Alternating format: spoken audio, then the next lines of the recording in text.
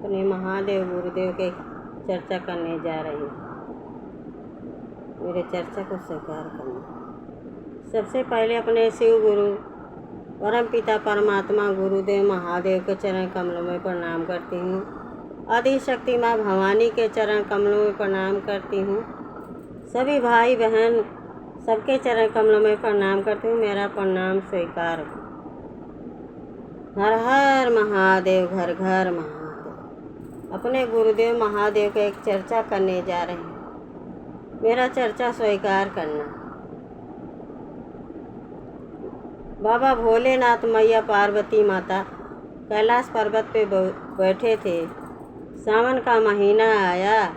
पार्वती जी बोली, हे भोलेनाथ, हमारा हरियर हरियर साड़ी और हरियर हरियर चूड़ी पहनने का दिल कर रहा।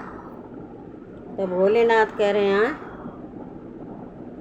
तो गौरा माता गुस्सा हो गई है और गणेश भगवान को, कार्तिक महाराज को छोड़ के, भोलेनाथ के पास छोड़ के अपने नैहरे गौरा माता चल गई।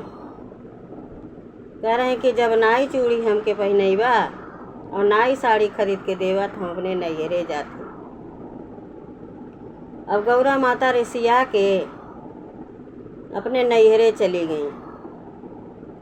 अब माँ के घर पहुँची तो मैना माता बोली कि बेटी कैसे आई हो? तो कहे, माँ और बेटी का ममता बहुत भारी होता। फिर माँ घर में ले गई, बैठाई पार्वती मैया को, बैठा के उनका हाल समाचार पूछी। पार्वती मैया बोली कि माँ, मैं बोली भोलेनाथ से कि मेरा हरियर हरियर साड़ी पहनने का मन कर रहा और हरियर हरियर चूड़ी पहनने का मन कर रहा।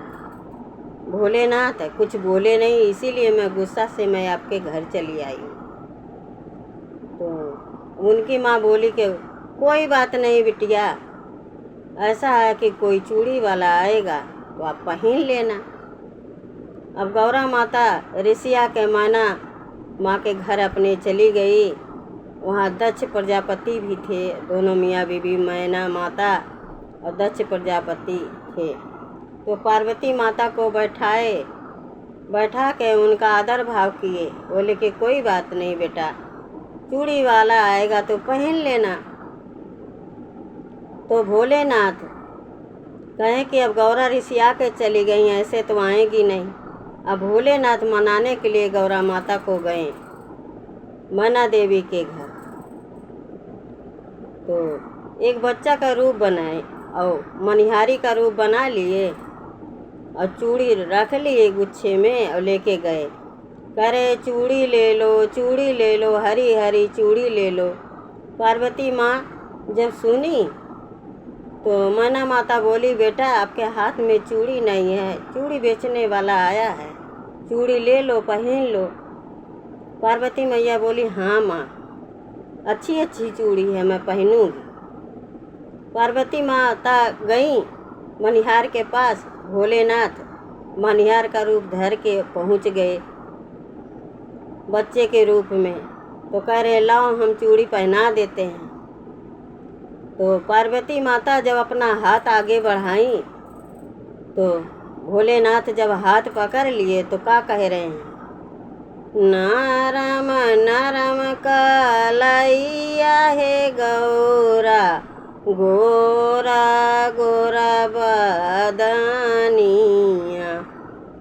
नरम नरम कलैया है गौरा, गोरा गोरा बदनिया।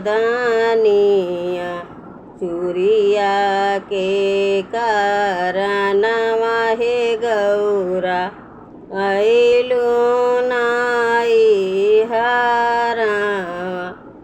पार्वती माता तब बोली, हे माँ, चूड़ी वाला अजब अजब तरह के गाना गा रहा, मैं नहीं चूड़ी पहनूंगी।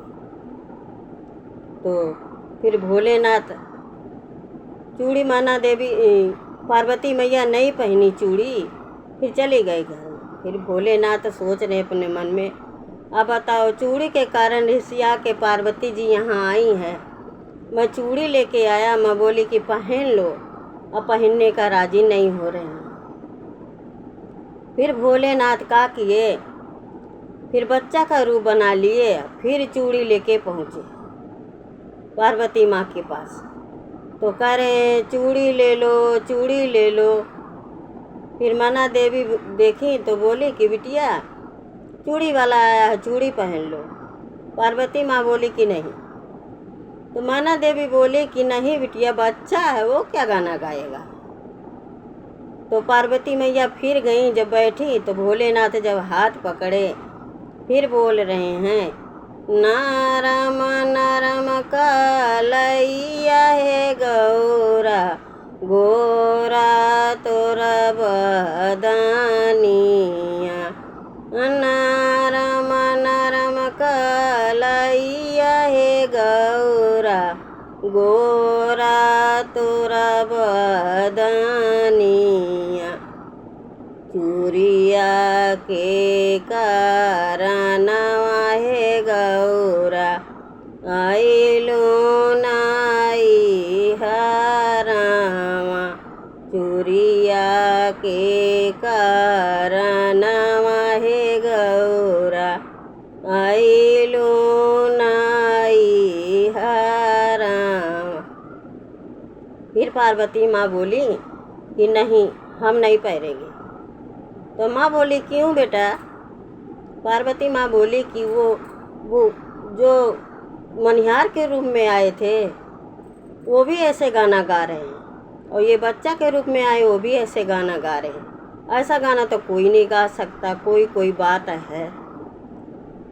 तो फिर पार्वती जी गई, बोली कि कह रही मुस्का के हे भोलेनाथ, अब छलिया का रूप धर के हमसे छल रहे हैं। तो भोलेनाथ अपना रूप दिखाए, अपने रूप में आ गए और पार्वती माँ को फिर लेके कैलाश पर्वत पे आए।